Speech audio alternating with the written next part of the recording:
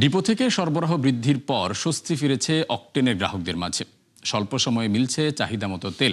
ফলে মোটরসাইকেলের পাশাপাশি 4 চাকার ব্যক্তিগত গাড়িতেও ফুয়েল পাস কার্যক্রম চালু করেছে জ্বালানি বিভাগ। তবে ভোগান্তি রয়ে গেছে ডিজেলে।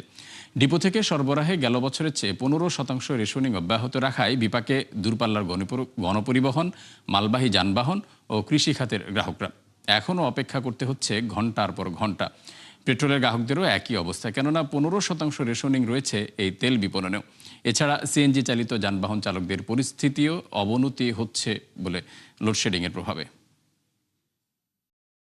ভুলে গ্যাসের সিরিয়ালে দাঁড়িয়ে ফেলেছি, অকটেনে তো সিরিয়ালই নেই। মাশাআল্লাহ, এখন 5-10 মিনিটে হয়ে গেছে। চাহিদা অনুযায়ী তেল পেয়েছি, কোনো লাইনে দাঁড়াতে হয়নি, সিরিয়ালে দাঁড়াতে হয়নি, আমাদের কোনো ঝামেলা হয়নি, খুব স্বস্তির মধ্যে আছি। এখানে 100% ফুয়েল পাস মেনটেন করা হচ্ছে। বাইকার যারা আছেন, বাইকারদের জন্য ফুয়েল পাস রয়েছে এবং ফুয়েল পাসের মাধ্যমে তাদের যতটুকু প্রয়োজন তেল দেওয়া হচ্ছে।